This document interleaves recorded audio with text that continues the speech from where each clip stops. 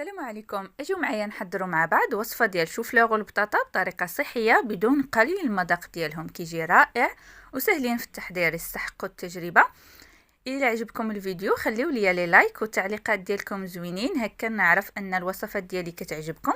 ونبداو على بركه الله. اول حاجه غادي نحتاجو نسلقوا الشوفلوغ والبطاطا، نحاولوا نقطعوهم طراف معقولين مويا هكا على هذا الشكل.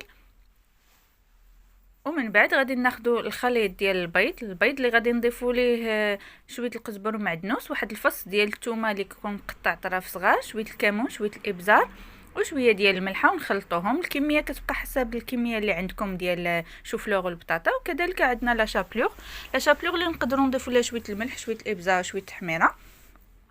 اول حاجه غادي نديرو غادي ندوزو شوفلوغ والبطاطا في البيض، من بعد ندوزوهم في لا شابلوغ ونديروهم في واحد اللاطه اللي غادي